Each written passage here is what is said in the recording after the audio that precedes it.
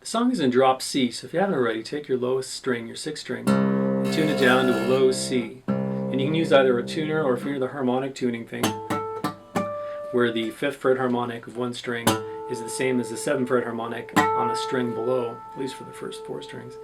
If you're going for this low C, the harmonic on the 9th fret of the 6th string lines up with the 7th fret harmonic on the 5th. So I usually do that. I'll hit the 7th fret of the 5th string harmonic, and then I'll play around until I get them sounding the same. And I know I have my C.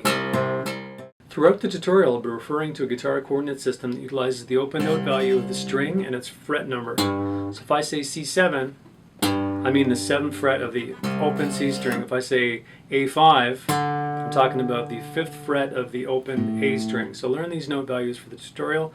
Aside from the low C here, they're all the same as a standard guitar. So we have C, A, D, G, B, and E.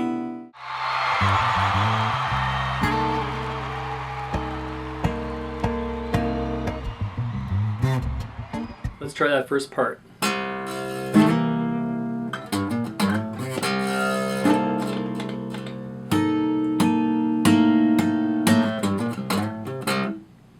So he starts off with the open C, and then falls out with the 2-note chord. And that chord starts on A6 and D7, slide it up 1 fret. And then into this lick. And that's C7, C10, open C, sliding from C7 to C9, fretting C12, and then slapping an open C. One more time.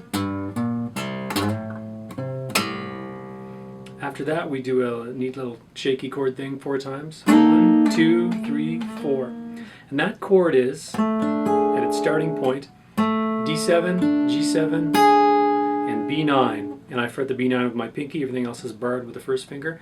We slide it up and back down 4 times. 1, 2, 3, 4, stay up on that one. And then we tap it 5 times, and the timing is very wacky. 1, 2, 3, 4, 5. We kind of speed up near the end. And then back into that lick there. Let's take it slow, the whole thing.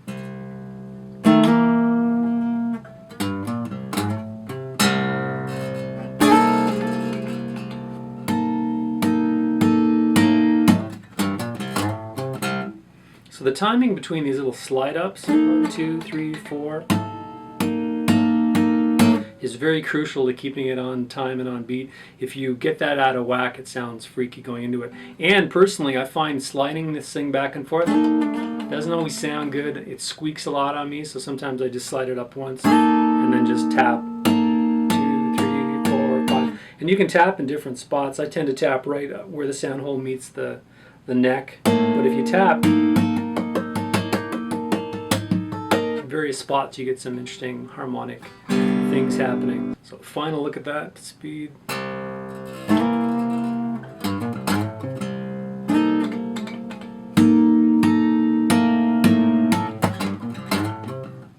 So slow.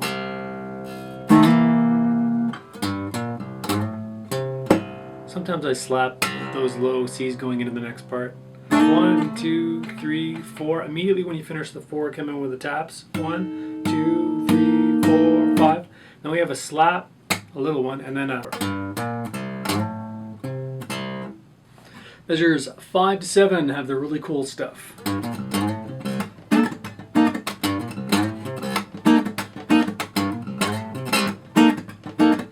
And that is this. Muted, plucky, poppy finger, upstringy goodness thing that he does and draws so many people to this song and the live version of Wonderland, etc. And I've been doing it wrong in my previous video, so I'm really glad to get a chance to show the right way to do it. So we're coming off that lick.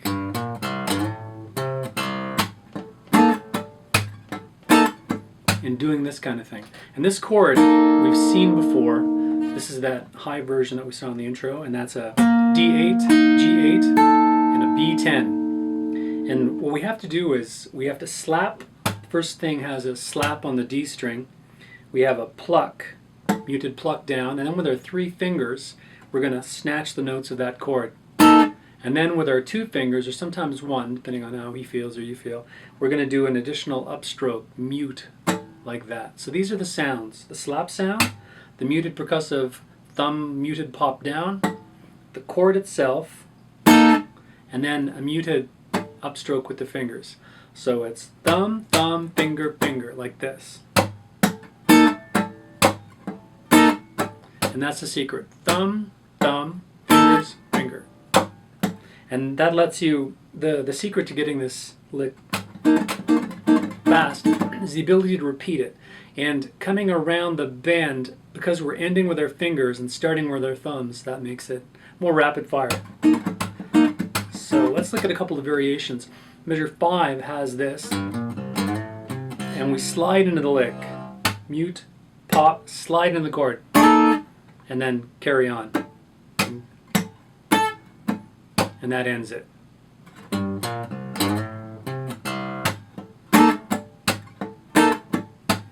Measure 6, very similar, but this time we're already at that point. And sometimes we're popping open strings and upstroking open strings. It all depends on how we want to mute this chord.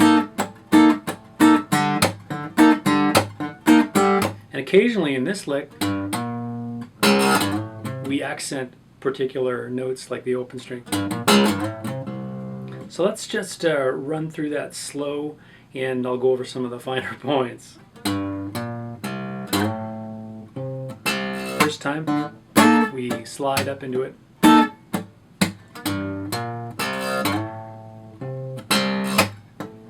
We're already up there now.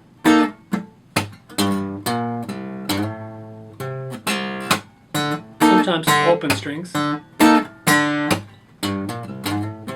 We end it off like that. So again, just going over that little secret bit, it's doing that chord. We're going off the fact that the thumb and the finger are also opposed to each other, so it's really quick to do this as opposed to your thumb doing double duty like I'd shown in previous videos. So thumb, downstroke thumb, and then upstroke chord snatch, and then like upstroke finger, muted pluck, or open sometimes, depending what you're going for. And if you want to practice this individual technique, you can get it going pretty fast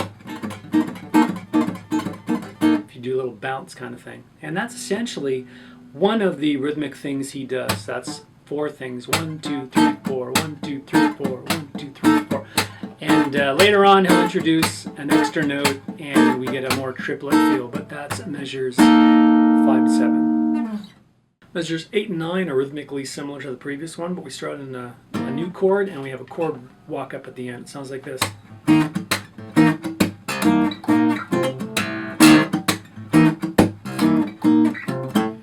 They both end off with some open string rhythmic stuff just to keep in time. So this chord, a bit of controversy about this chord. Sometimes he plays this one, sometimes he plays this one.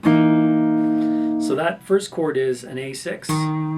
With our first finger, pinky is on D8 and G8 barring. So we have the slap open with our thumb, and with our 3 fingers we're going to snatch that first one.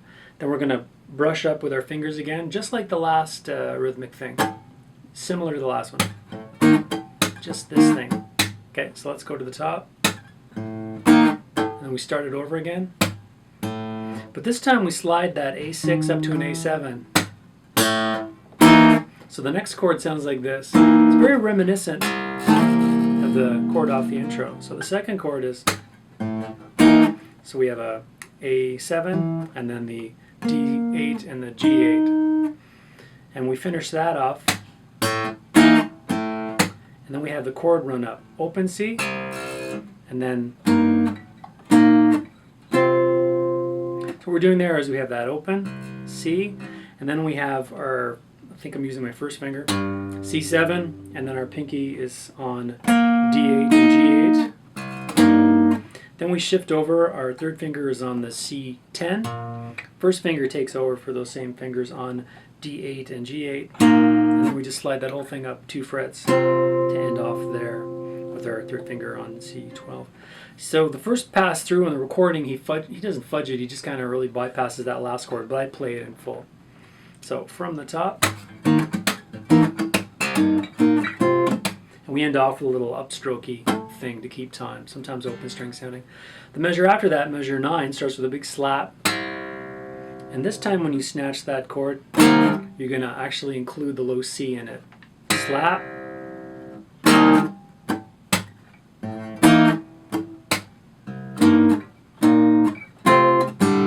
And it's very similar to the first one in that respect.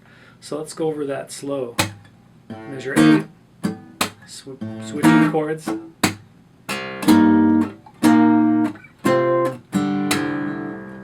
chord with the low C.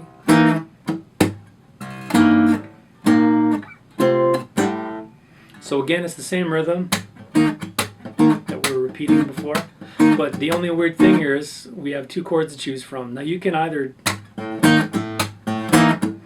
mix and match between them or stick with this second one. It's a really odd thing on the recording, but definitely he's playing this one sometimes. So I might simplify this for myself in the future and just stick with the A7 version because it does match with that intro chord. Measures 10 and 11.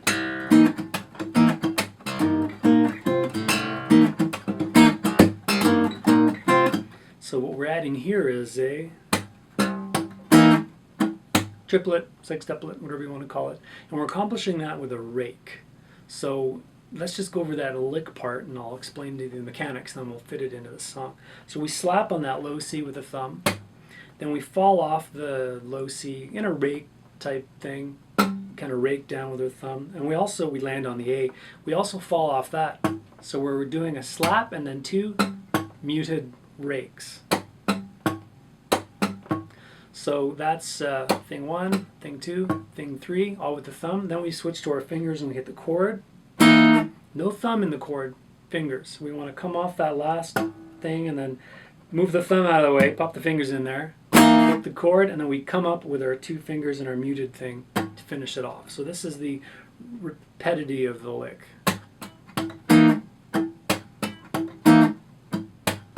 So thumb, thumb, thumb, fingers, fingers, thumb, thumb, thumb, fingers. And in the context of the lick, it starts off with a long slap note. And then that chord walk up. And I end off with an open strings to stay on beat.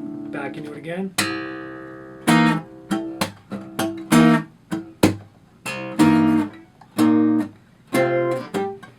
Measures 12 and 13 we're going to look at together because they have an interconnecting slide. Sounds like this to speed. And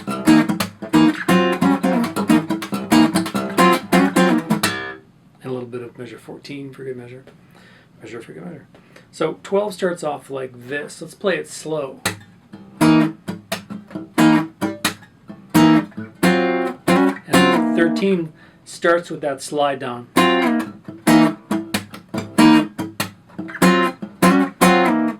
And ends with a muted upstroke. So what we're doing in 12 is starting with a slap, pop, chord, upstroke with the fingers, and then back into the triplet kind of thing. Slap, chord, fingers up, slap, and then we have an open A, and then we're going to do a little chord climb. So near the tail end of that, open A, chord where we know it is, open A again, slide that chord up so that your first finger is on A9, and then slide from A9 to A10, and then take your pressure off and return back to the A9 position, hit that again, and then we're going to do a slide down into measure 13. So let's just do measure 12 in its entirety slow.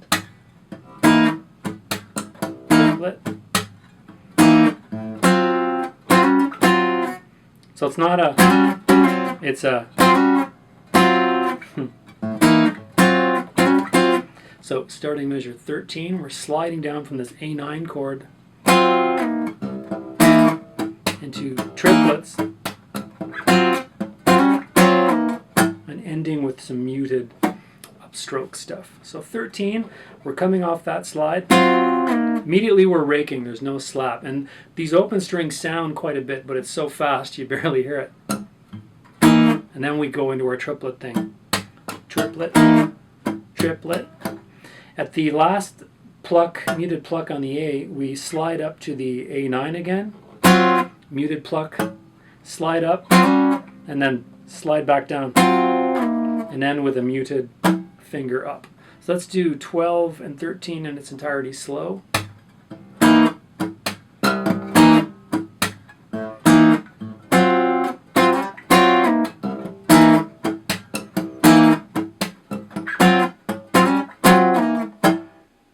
Measures 14 to 15 start a completely different motif.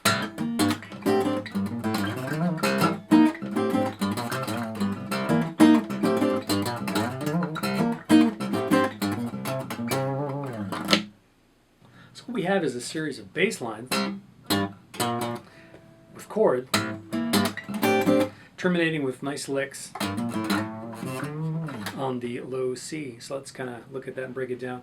Measure 14 starts with a low open C slap into a chord.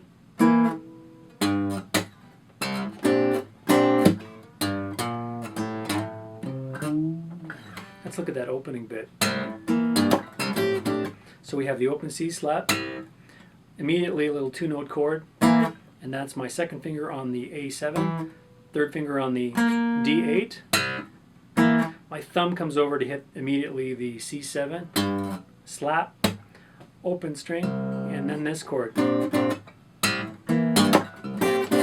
Now this chord, which you will come to know later, and possibly hate, starts with my thumb on the C10, third finger on D10, first finger on G7, second finger on B8.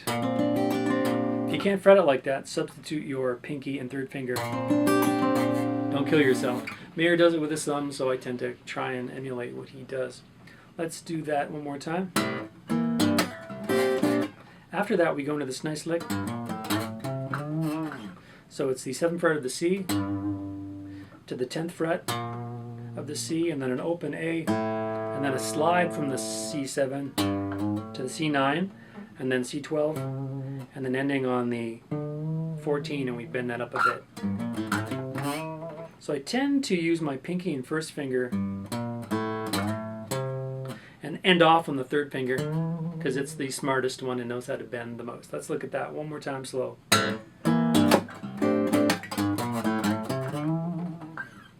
So the last note of that lick is actually an open C, and that serves as a pickup note into the next measure. That was measure 15. So measure 15 and the subsequent measures after that start with this kind of feel. Da da da da da da. So let's look at that slow. So we're doing a double pump here, da da, in our first chord, and then we're adding a new one. So we're thumbing the C7, and then our third finger is barring D8 and G8. And then a slap, and then that chord again, and then a new lick. So we're starting on, these are all on the C, 7, 10, 12, and then sliding from 9 to 10, back to 9, and then vibrato on the 7, and then ending on an open string, like that. So measure 16 also has a pickup. So the lick's kind of neat. 7, 10, open, 9, 12, and then vibrato on the 14. And this time we don't end with an open string. So the last measure I'm talking about here, we go, and then we start this repeating lick, which we'll get into. So last measure again, 17.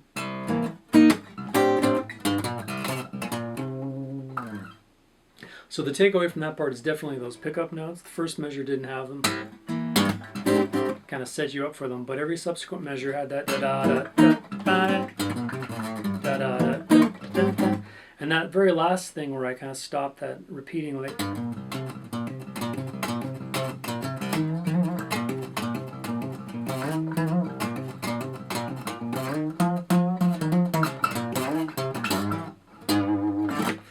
You can do that a number of ways. I'll do it really slow and just check the tab out. I sometimes use my thumb to do everything, or sometimes my thumb and forefinger. I'll use the thumb and forefinger this time.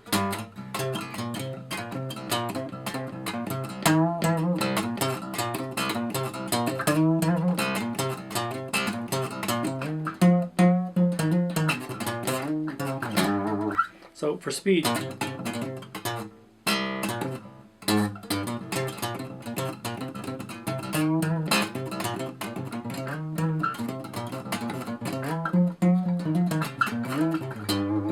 depending on how fast you're playing this thing, you might have to resort to the thumb and first finger part. It is a very neat part. Measures up 22 to 25, return to that bass line chord, bass lick motif.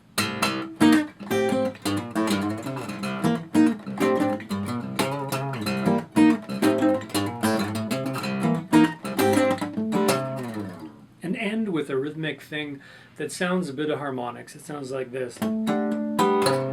So any rhythmic thing you do to end that off, as long as it, you know, fills in the gaps and keeps you on beat, it's cool. So let's look at 22 slow. Starts off with 2 open C's, and then we move right to that chord with the thumb on the C7 and the third finger barring the D8 and the G8.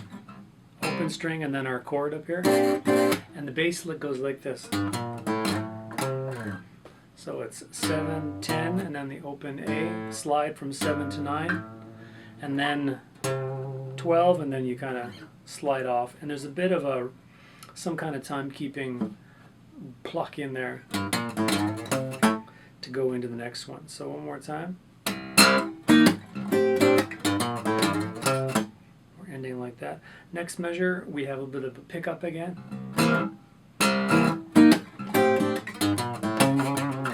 And that bass lick is 7, 10, 0, and then 12. And you shake it.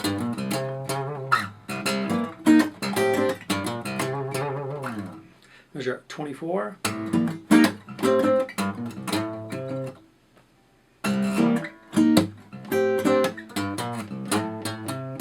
So it's a slide up from 7 to 9. This part, and you hit that first time with the slide, and then hit it once more on the 9th fret, and then terminate with 2 on the 12. From the top. And into the final measure, 25.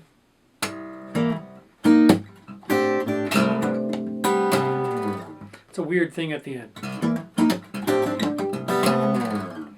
In actuality, I hear this harmonic sounding on the A string, and then on the G string, and then D, and then 2 on the B and the open G, and then sliding down from the 12th fretted note. So as long as you get anything that's like boom, so 4 percussive notes of some kind, perhaps involving harmonics, perhaps not. So I think all he's doing is just alternating with the thumb and first finger around that area, and we're getting that kind of sound. So this leads us into the main body of the song now.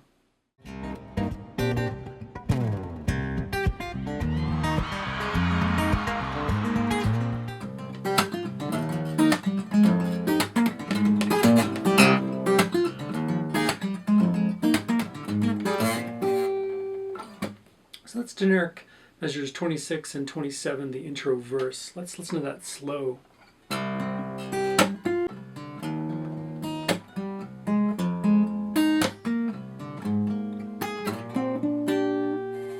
So that's the version you play if you want to hit every note in a nice clean arpeggio, and that almost never happens when you play it live due to the unique thumb first finger picking style that's incorporated.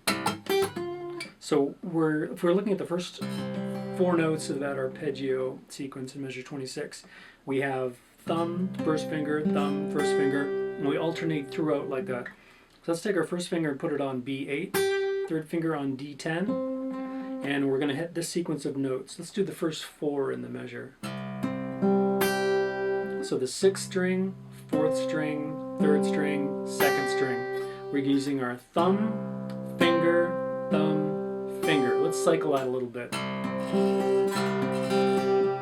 So our thumb is actually plucking first finger plucking, our thumb jumps all the way over to the third string, hits that, and our first finger plucks up. And there's a definite downstroke with the thumb, upstroke with the first finger, downstroke with the thumb, upstroke like this.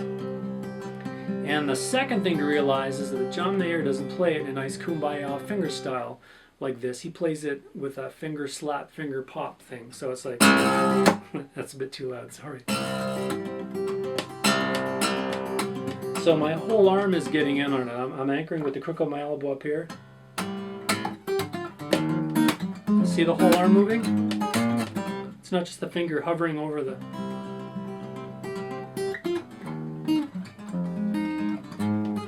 It's not cleanly picked like that. It's aggressively slapped and popped. And you hear this nice bass line.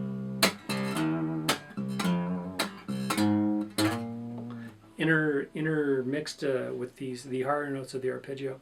So let's look at the first 8 notes of that. And this will show us how he does keep to this thumb first finger thing.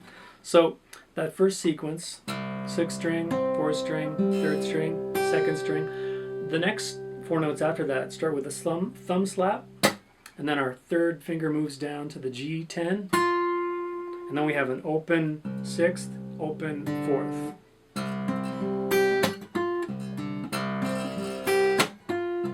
So that slap counts as a thumb note. We just picked with the first finger, so the next one's going to be a thumb, and then the next one's going to be a finger, then a thumb, then a finger. So throughout, that's kept up. And then put some John Mayer right-hand English on that. And the first open C is usually a slap. So you got to get used to slapping first time you thumb. The second thumb note is a bit calmer, but it can be a slap as well. And the very first time he plays it, like out of the blue, he starts with a slap that's like this. And he skips over that second note. It's kind of like a slap, extra long slap note. You mute it again with the thumb and then go into it.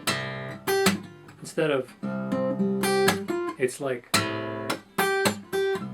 let's look at the second chord in the arpeggio, which is down here in the 3rd position. So we take our thumb on C3, and our first finger bars the D3, G3, B3. Second finger will fret the B4. That's what we're going for. And we just do that thumb, first finger, thumb, first finger on the exact same strings. 6th string, 4th string, 3rd string, 2nd string. And here we're going to do a neat thing. Slap and then D5, open C, D6. So we kind of climb up. I use my second finger for the D5, thumb for the open C, 3rd finger for the D6. Together.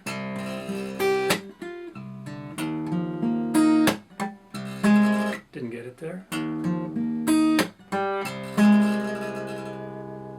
After that, we do another neat chord. My thumb is on C5, first finger is on G3, second finger is on B4, 3rd finger is on D6. That's straightforward. So we come up that arpeggio, slap, and then we hit the 3rd string. Then we're having the open C and then the open D. So from the top.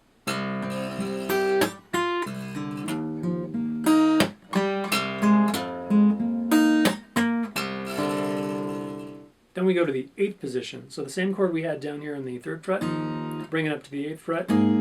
Our thumb is on C8, and then our first finger is barring D8, G8, and B8 with our second finger on the B9. Just arpeggiate that. And here's a neat thing. With our thumb, we're going to slide up from the C8 to the C10 to form that other chord that we've been throwing in here and there before.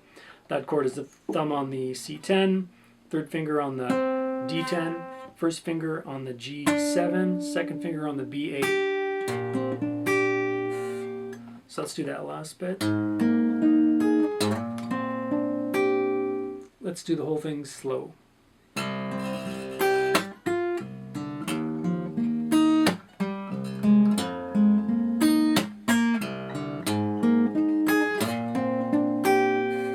So again, you hear that bass line again.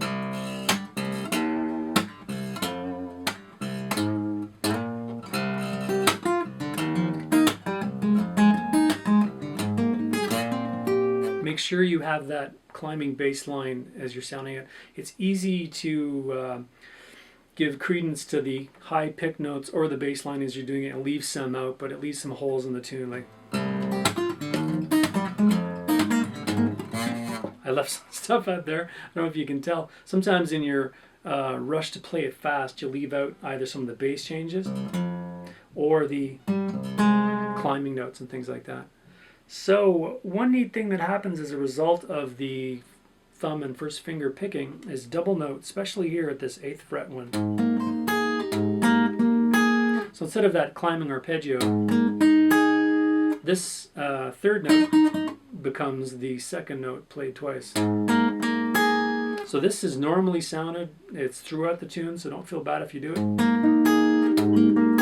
An example of some of the fun variations you get in that because of the picking style can be found in measures 34 and 35. Starts off like this.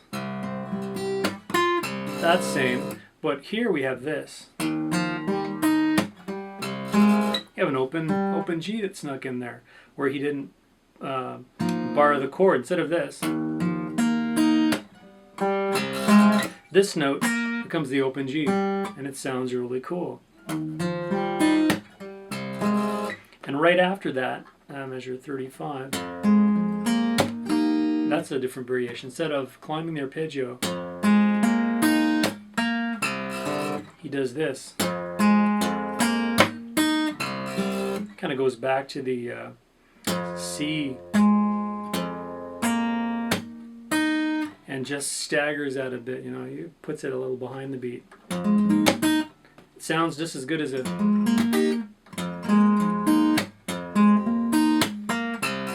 and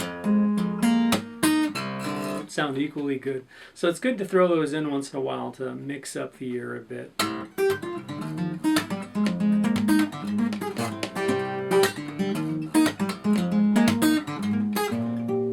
Just another kind of fun thing you can do consciously, although John Mayer undoubtedly did all of this unconsciously. One last thing on this part. When he's going into the pre-chorus, he's played this to completion, he bails on the last two notes of the phrase. So instead of doing this, he does this. He kind of bails and does an open C and an open D because he's actually going to fret the next chord in the pre-chorus part. So watch for that. And it's actually, it almost becomes necessary so you can lift off and grab that next chord.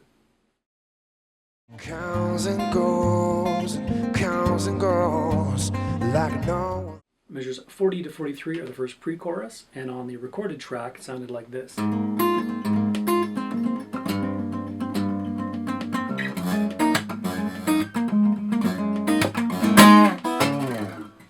And this is a good time to say that don't kill yourself trying to get this exactly right. Pay attention to the chords and the bass variation in that first chord and then the second chord. And just arpeggiate the hell out of that with slaps here and there and you'll get the general feel. He does it different every single time. You can too, it's okay. So let's look at what he did exactly on the track that particular day.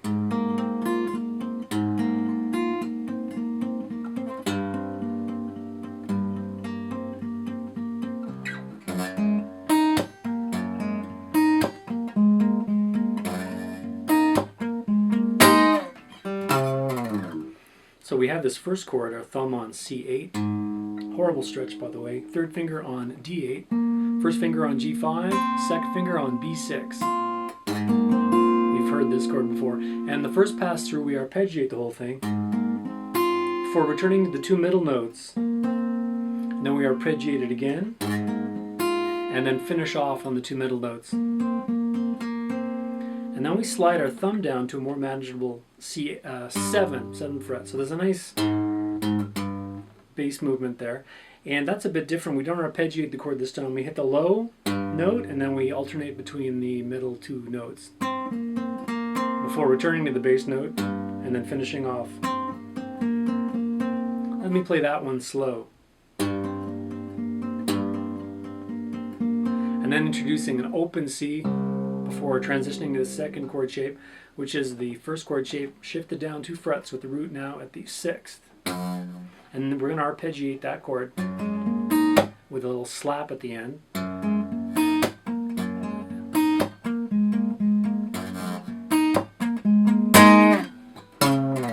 And at the end of that, we strum the chord with a little slide out and then come up to the 12th fret of the C and slide it down. So that last chord again, there's a lot of arpeggiating of that, slapping, and then the middle 2 notes sounding.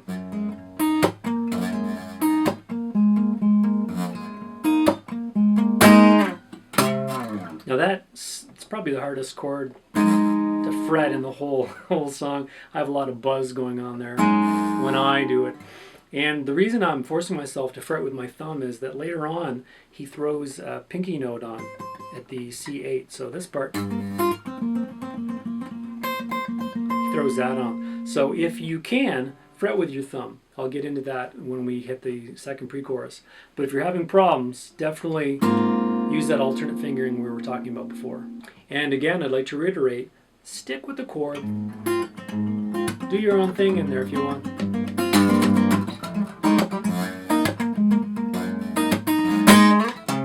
Just get the overall feel and idea of it. You don't have to do it perfectly.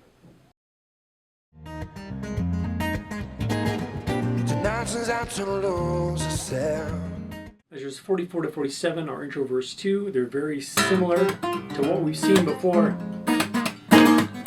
except that at the very end. So coming off this part, we do this chord. So the same chord shape that we arpeggiate, we just strum it twice. Down, up, and then muted, down, up, and then down, up. And then there's a bit of timekeeping to get into the singing part of the verse. So that's the only difference there. Comes and goes, she comes and goes like no one can. After verse 2, which is so similar to verse 1 we don't have to look at it, we get into pre-chorus 2. And here's where the timing goes all over the place and repeatability is out the window. So I'm just going to show you a couple major things he changes in there, and I strongly suggest you just stick with the chord forms and arpeggiate them in a way that's reasonable to use. So the timing gets pushed off. Measure 56 slow sounds like this.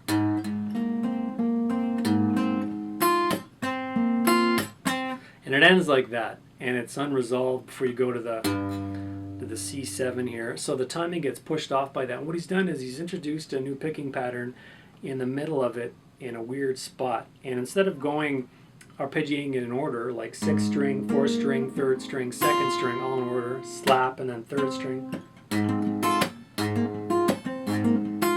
he's arpeggiating it 6th string, 3rd string, 4th string, 2nd string, slap, 3rd string, and just that little unconscious change sounds really cool.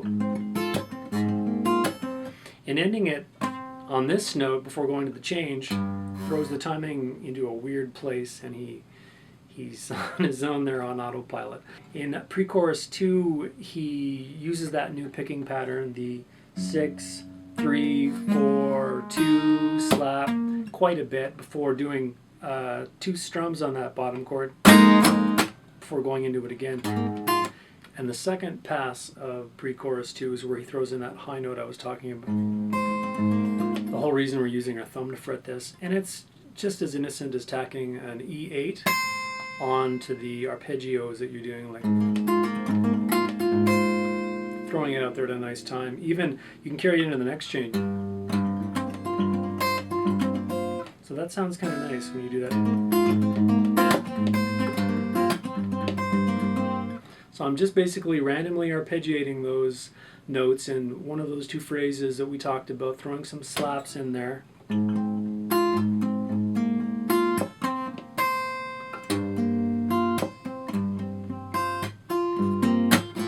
The ending of Pre-Chorus 2 has a lot of strumming and chording in it, replacing the finger-picked arpeggios.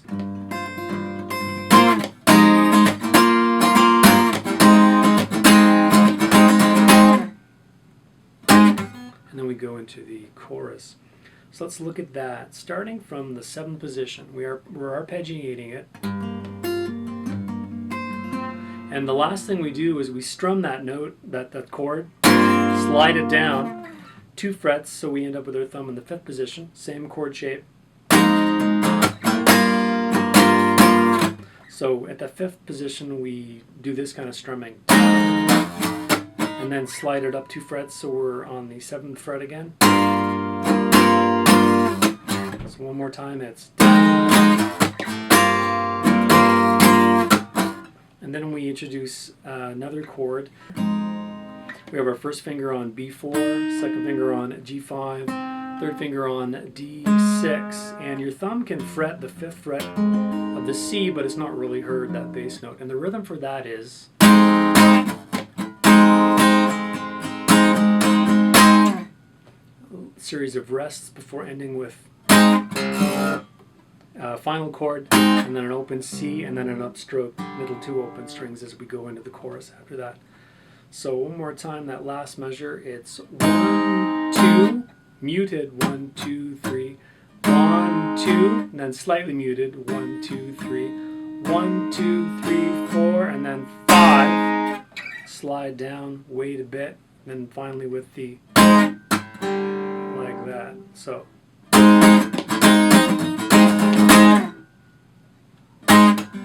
And then we're into the chorus. Hands, she's always buzzing just like neon, neon. Measures 65 to 72 of the first chorus, and that sounds like this.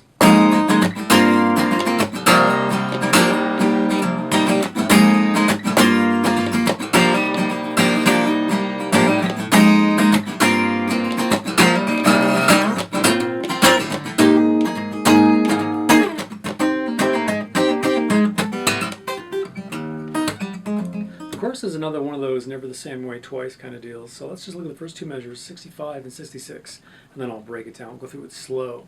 So off the top we have and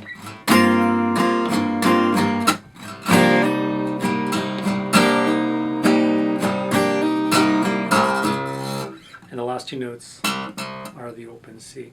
So we've got this chord at the 5th position, and we're going to strum that down, down, up, and then 2 muted strums, down, up.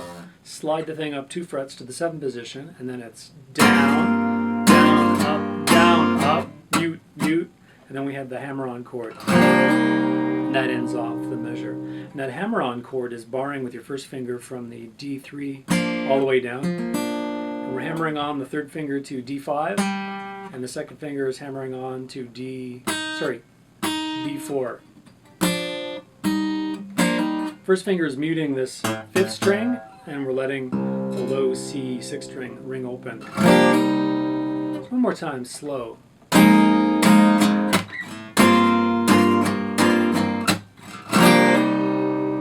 And then that ringing hammer-on chord carries into the next measure. So I'm going to start it back a bit just so we have some context. And the 2nd measure after that is.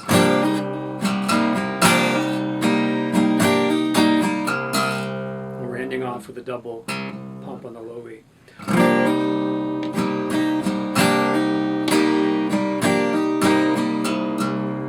So notice those upstrokes. Up. And then the measures after that are similar, but there's slight differences. Measures 67 and 68 slow.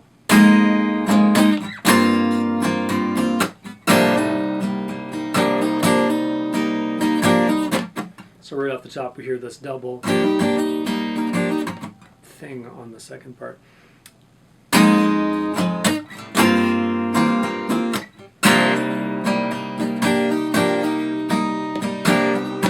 And it ends differently. We don't have time for a double bump because he's adding an extra hammer-on in there. And another small difference is the way we start that off. We're actually leaving out a strum that we had in the first version of this. So instead of going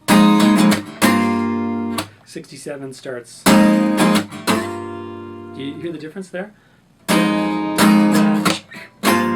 And 67 starts with. So we hang that chord out a bit longer, and we actually change the direction of our strumming. Instead of going down, down, up, down, up, down, it's down, up, down, up, down, up, down, up. So you can see in the tab where that is. It's a minor difference, but it just makes it sound really, really different. Yeah, just that slight little change. And the second part with the hammer on.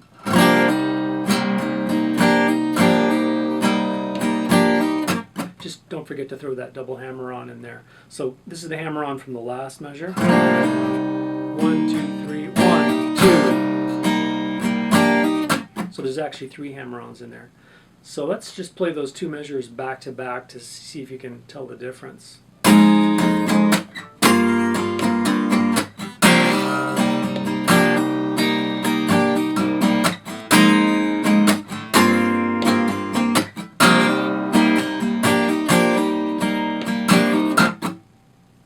And the last 4 measures of the chorus. And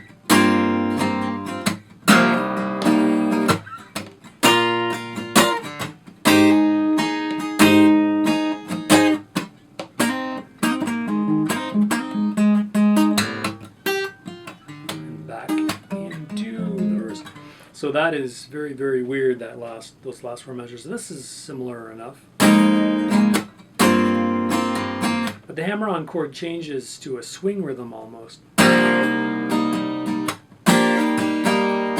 So we actually do a down, down, up, up, and then some muted, 4 muted chunks. Down, up, up, chunk, chunk, and slide a chord up high here. And that chord is thumb on C10, first finger barring D10 all the way down. And then our second finger is on B11. And we go 1, 2, 3, 4. And then 3 muted strums. Let's take that from the top again.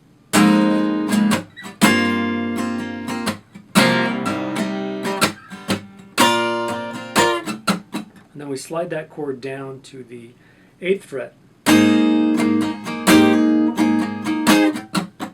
And it's, we do that kind of thing where we have a, and then a hammer on, 1, 2, 3, and we have a chunk, and then we do this weird crazy lick. And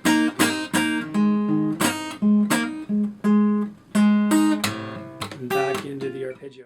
I want to talk a little bit about that crazy little lick down there. It's been the bane of my existence since I first heard this song. And let's just listen to it on the track so you know that I'm not funning with you. She can go before she burns, go before she burns. Yep, it's really there, and he's really doing that. And slow, it's like this.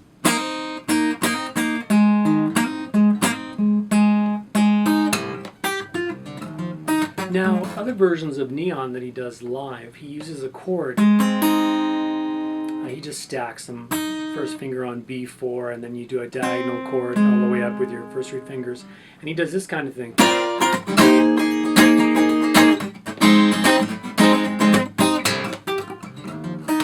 So you can do that if you want to skip this business. Just figure some rhythm that fits. But let's go over that little lick in its entirety. So instead of doing that chord, he's moving his fingers behind the chord a bit and just fretting the first. He's fretting it differently, basically. Instead of fretting it with your first finger, second finger, and third finger, we're fretting it with the second finger, third finger, and pinky. And our first finger goes down to G3 here. And that gives us the ability to do this. And these are tricks I've seen him do in other songs, Man on the Side, stuff like that. So here's what it sounds like slow.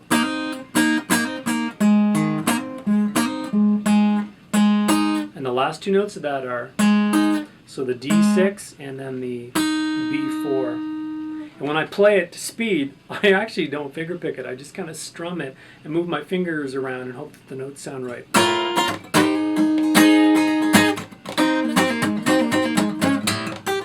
So I don't get it quite exactly right. Sometimes I don't even play it. It's up to you if you want to mess with it or not. I can't be arranging now. You know it's not my place to. So after the country stuff, we do the intro thing. We end off with a strumming of those two chords before we go into verse 3, which I call the chord verse. And it's, as you can see, it's much jazzier. There's chords involved. The timing is different. There's pauses. And let's look at that in depth. So measure 77 slow in its entirety sounds like this.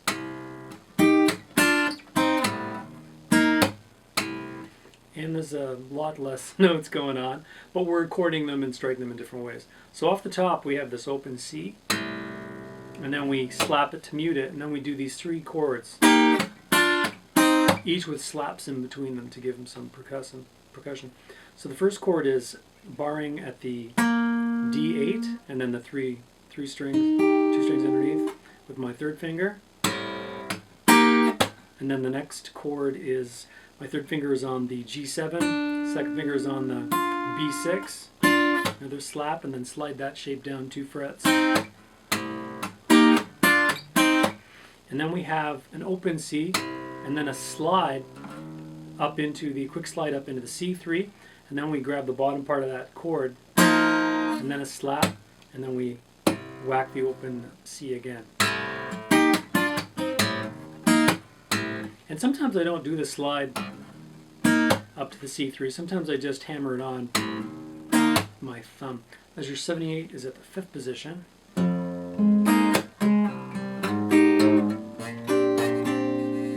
So we have the C5. With our thumb, we're going to leave that note a bit longer. Our thumb is going to pluck the 2 middle strings. First finger is going to pluck the 2nd and 3rd string, all the while forming that chord. Then a slap.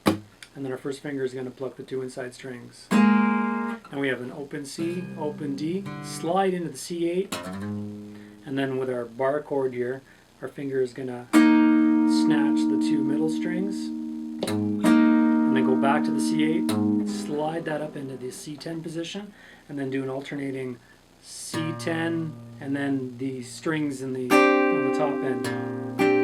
Most of these figures end like that, more or less like that. Then we return to the theme with measure 79, which is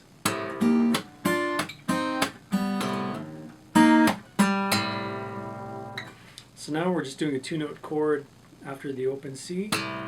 We're barring the 2 middle strings at the 8th fret, slap, and then doing those 2-note chords we did before, slap. This time we're all ending off with 2 open strings, the open 3rd and open 2nd string. And the rhythm is more constant. So, and we have an open C into a hammer on at the C3, hit that 3 again, and then snatch the chord, slap. We're doing a D5, and then the open C.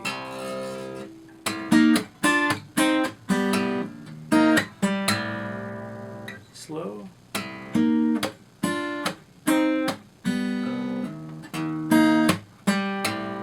So that open C to C3 is that kind of rhythm. After that, the 5th position.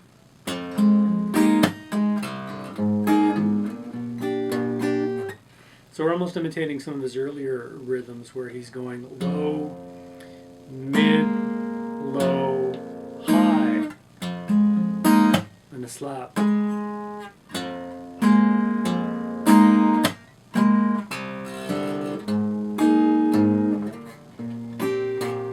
And there's actually a harmonic that sounds there, but don't try for that. It's just something wacky that happened on the track. So those 2 measures slow.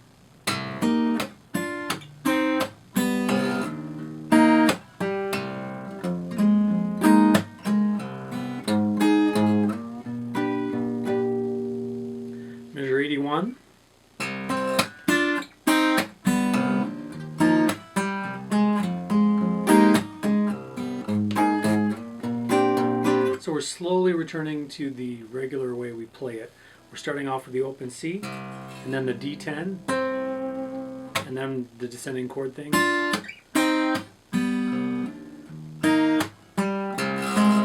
And that's getting very close to the timing that we're doing it when we're doing it single note.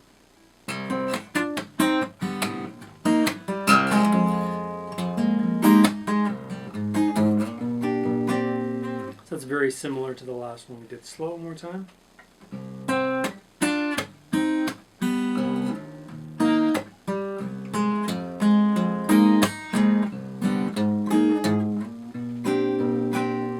And then the last pass through is exactly like we usually do it.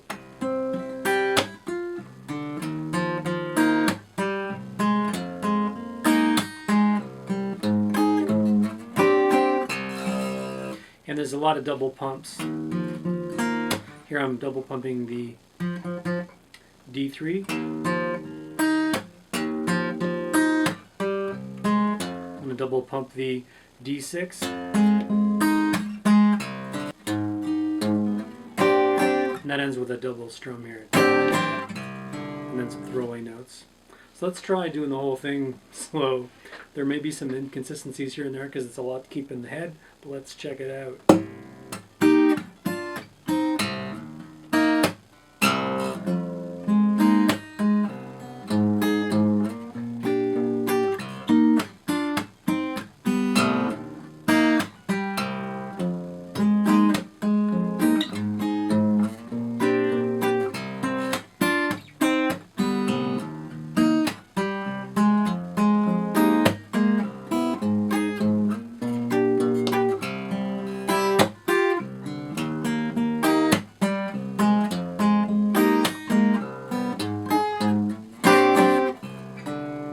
And that is more or less the chord verse. It's a really nice, interesting variation, and he does throw it in on many other versions of this tune when he plays it live.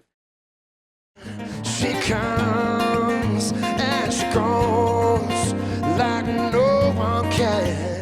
There's 85 to 92 are pre-chorus 3, and here's where things get angry and autopilot-y. So instead of learning this note for note, which there's not a lot of value in, we're going to listen to the track and absorb the attitude a bit before we try and do a reasonable facsimile. So let's have a listen. She comes and she goes like no one can, like no one can. She comes and she goes. She's a So I heard some leading bass line, some flailing away, some things we've heard before, but a lot of stuff is just made up on the spot and different. So let's fret that chord, and this is how I like to attack that part. And do, if I can, rushed movement to the 7th fret, and then the 6th fret position chord here, is more refined. I try to do this.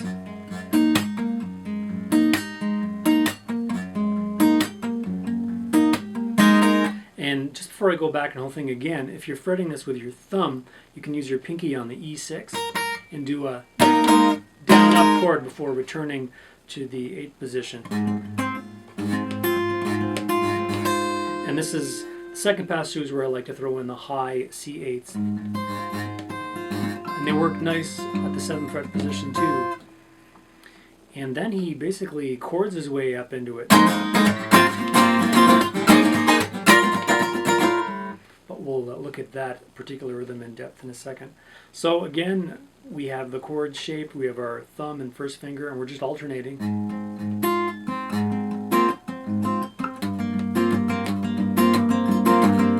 And just put your arm in it. Add the odd slap.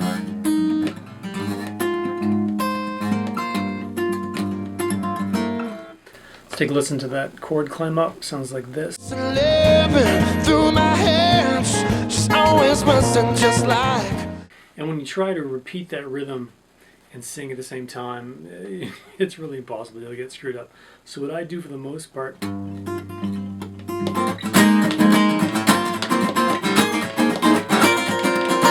make it your own. Just climb those chords up. before going into the chorus.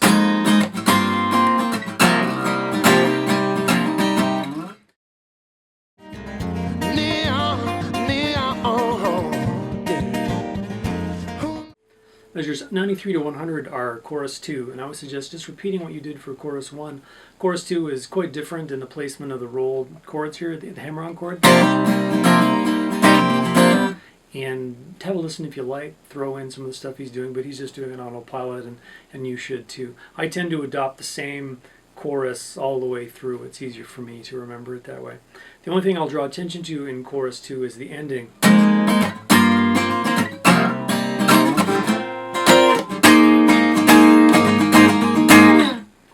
And that's what he does to go into that for this part, which leads to that jazzy interlude thing. So again, the last bit of the chorus 2.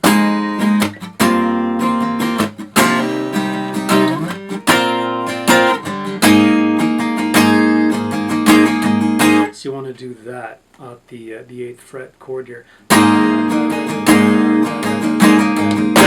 Then you wait for a little bit of rest before starting in on this, which we'll look at now.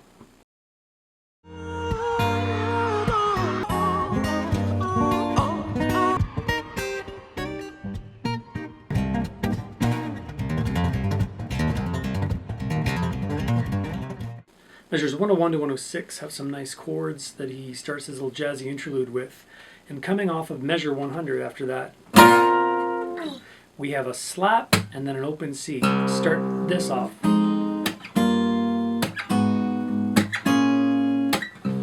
So what we're doing there is we're starting at the 5th position. We have our thumb on C5, 3rd finger on D6, 2nd finger on G5, 1st finger on B4. And this chord shape we're going to keep all the way through.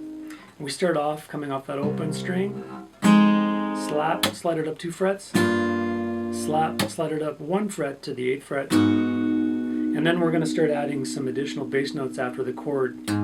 Slap, and then to the 10th fret, slap, open. One more time, slow.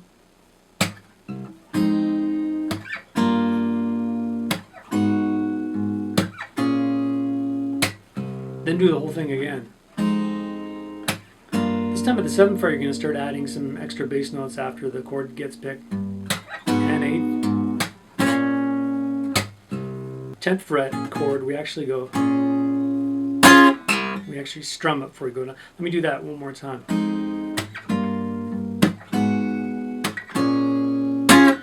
Then we go into some rakes.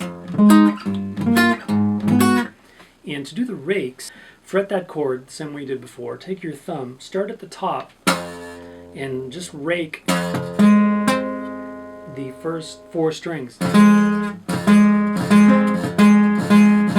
And we've muted the 5th string here, so we're just sounding the low C and then popping over this one, and then we're sounding the D6 and the G5 with our thumb, and then our finger is hooked under the B4. See, the final note you play with your finger, and that's the secret to getting the... So it's just the timing thing after that. So you hear the note, mute, note, note, note. Just do the last note with your finger. And the first note you do slow. If you practice that, you'll get it, and then just move it up. So slow. That wasn't very slow. Let's do it slow for real this time.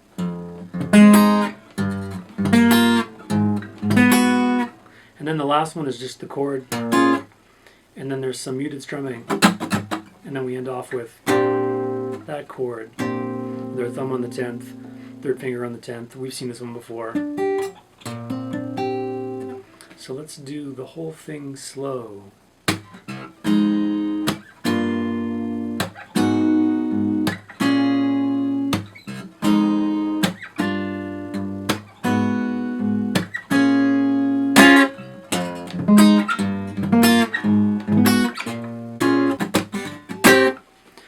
That's all you're pretty much doing off that last chord. I do an upstroke muted on the top 2 strings, And then in the middle, 1, 2, 1, 2, and then with my thumb in place, I just shift these fingers down to hit that as the last chord. So that's what you want to do. Starting at measure 107, we're coming back to some themes we've seen before.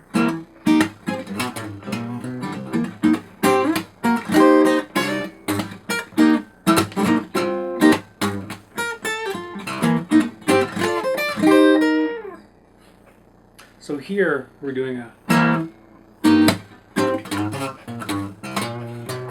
So this first chord, we have the open C, our second finger on A7, and then our third finger is barring D8 and G8.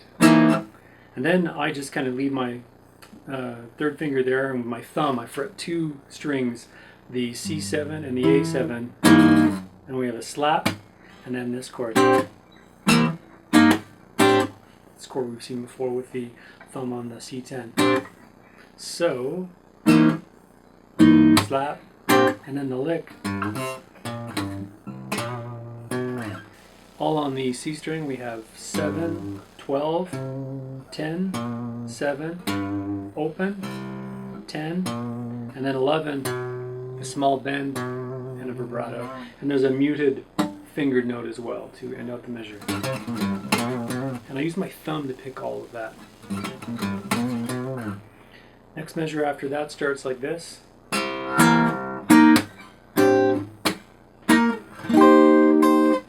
So that measure starts with a low open C, and then immediately you snatch the chord. So open C, immediately with the chord down below, and then the thumb over at the C7, chords, slap, and then the chord there, another slap, and we do this. And that chord is just taking your first finger and then barring from the D8 all the way down, all four bottom strings, and our pinky is going to be on the B11. So we're only going to sound these three strings closest to us. So give that a strum, then pick our pinky off and strum all four of the bottom strings. And on the track there's a muted little pick with the fingers, but I find it sounds nice when you sound the highest note of the chord, like this. Sounds nice to end it off. So from the top,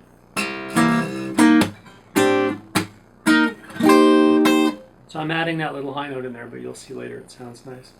After that we go into this.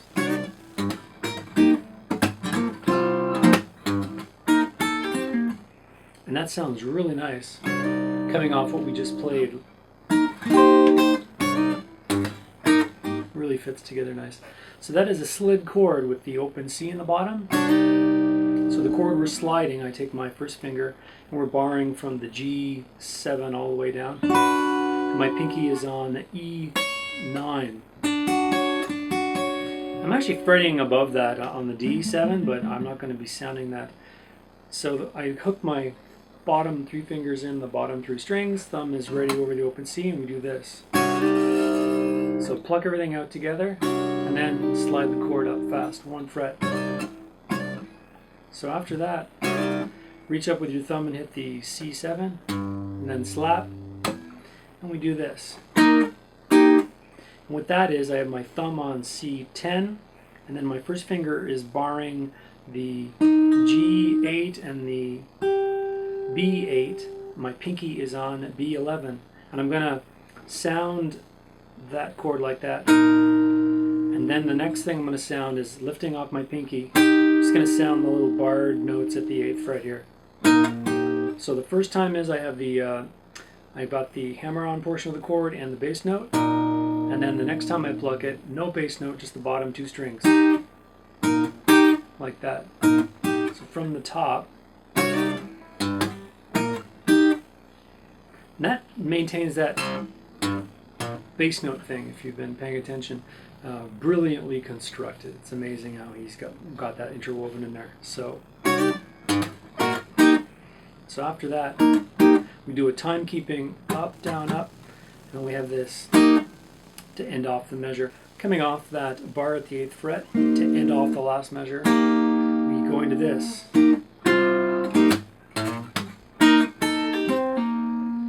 And actually added a bass note in there that's not in the track. So coming off, let's take our first finger and bar the D8 all the way down.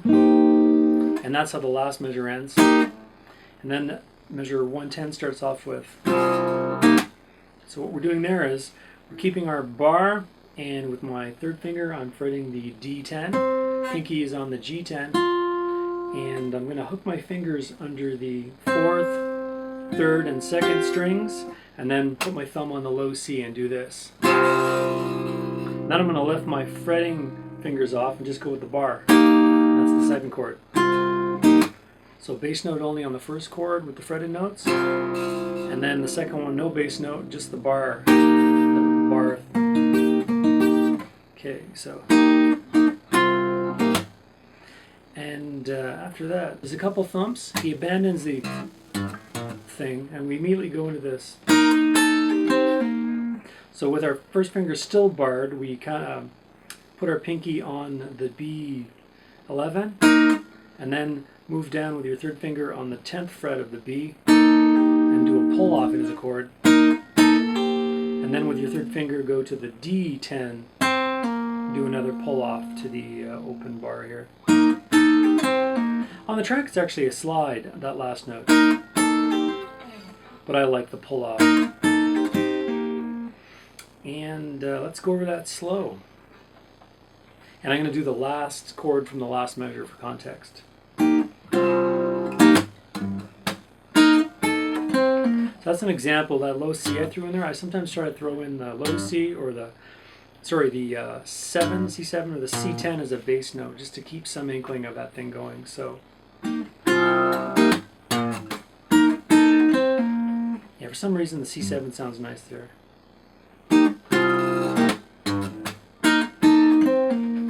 So again, it's with the pinky on this B11, then pull off from B10 to B8, only on the bar, and then reach over and go D10 to D8.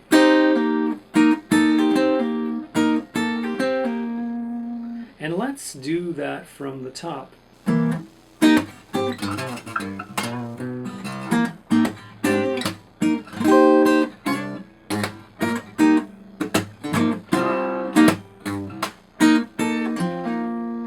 Measure 111 sounds like this.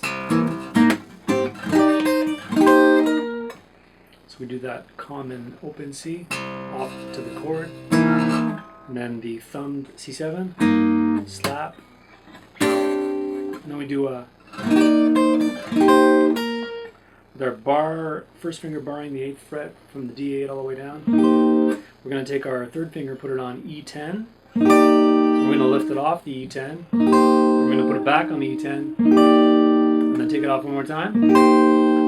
And that last one is a slower strum, and then pinky on B11. We end it off like that. So you see me doing down and up strokes. Whatever you want to do, but that last strum is a bit more pronounced. One more time, slow.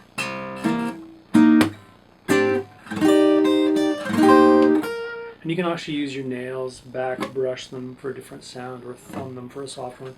Totally up to you. Let's do all of that so far slow.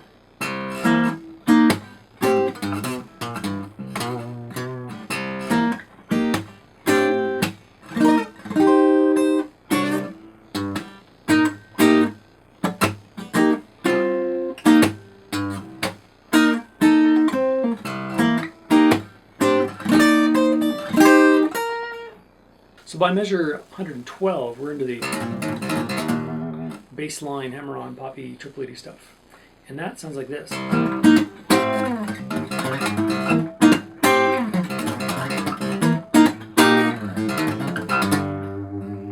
we're leading it off with some open strings, open string, the bottom part of the chord, then the chord with the thumb on the C7, and then the chord with the thumb on the C10. And I like to pull that chord down before going. And that bass lick is 3 notes with our landing point on the 3rd fret. and then 3 notes with a landing point on the 5th, and then on the 7th. And we're doing an open string to the 3rd fret of the C, and then with our first finger we're popping the A1. So this shape we're going to maintain as we move it up 2 frets, 2 frets, 2 frets, like that. So thumb, open string, hammering on with the 3rd finger on C3, and then with the 1st finger popping the A1. And you can get going pretty fast, because there's a lot of time after your thumb does the initial pluck for your 1st finger to get ready. You do the hammer on, and immediately you can do that. So we do that once, and then we move it up a fret as we hit the open C again, and then hammer on the 5th fret of the C, and then pop the A3 with the 1st finger. And then open string, hammer on to the C7, and then pop the A5 with our 1st finger.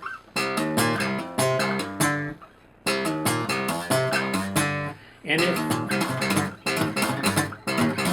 you do it fast, it kind of runs into each other. If you're having problems with the speed, break down the mechanics of what your left and right hand are doing. Your left hand is going. If you can do that pretty fast, then you're okay. Your left hand is usually never the problem. It's usually the right. So let's look at what the right is doing. If we mute, you hear that there's only 2 notes being plucked. The thumb, which is the open string, then we have the hammer on before we hit the 1st string going up. So down on the thumb, up on the finger. So you might want to just practice this until you can get going fast, and then work on getting the syncopation.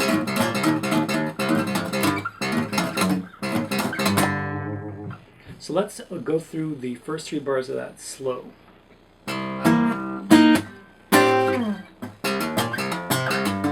Take note of some of the timekeeping thumps and whacks I'm putting in there, because there's a slight pause before we start the bass run up. And sometimes I make a sound before I go into the...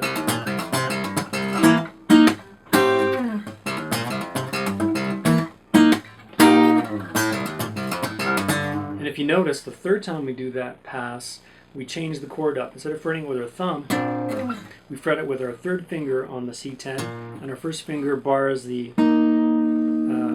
2 middle strings at the 8th fret.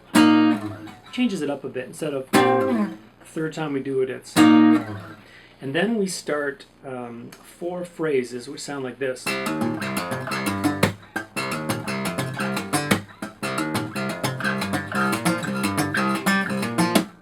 And notice the slap with the thumb and the pop with the finger in between those sequences. These are integral timekeeping devices.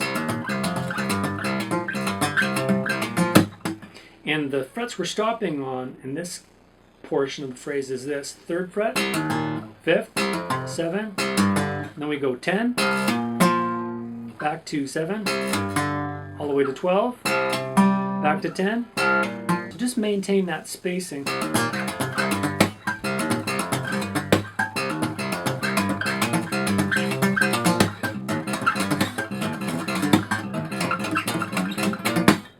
And don't forget the up pick in there, because that's the integral part. So you do 4 of those.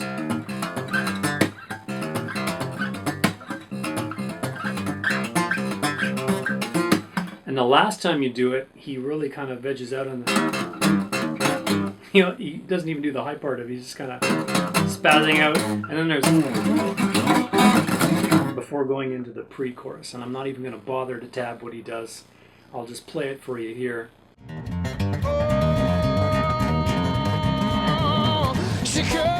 And it's ridiculous. She comes and she goes like no one can, like no one can. Measures 123 to 130 are pre-chorus 4, and this is a strummed pre-chorus. So the rhythm you can adopt for that is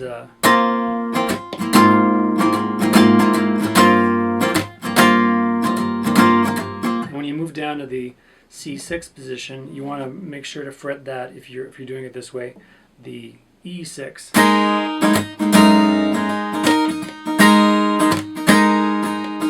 When you come up for the second pass, make sure you're fretting at the C8. Make sure you're fretting the E8 because that's high on the second pass down. And move down to the 7th fret. And then these chords. And then we have this muted before we do the last chord. So to speed, that was like. So these last ones. And then the last thing we hear is a slide from the B11 to the B12. And I'm strumming that, just muting everything around it, but that second string. And that is pre-chorus number 4.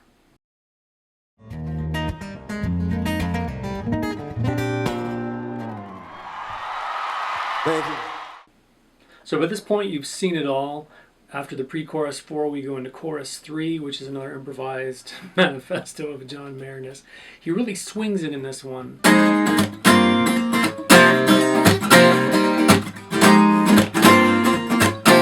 So do your own thing there, he does.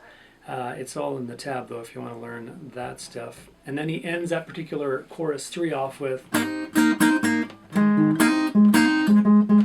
the lick thing, variation of very similar to the first one. So you can do something like that, or you can go with that chord we talked about before, just strumming right out of that. Before going into the final intro part, which is the outro in this case. And that's the only difference I'll draw your attention to there is he stays high on it. So instead of doing that 4th string, 3rd string, 2nd string, he actually spends a lot of time on the 3rd and 2nd strings.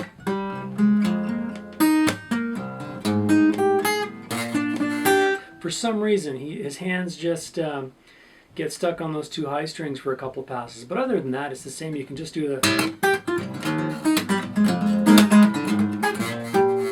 And on our last pass, we end off like this.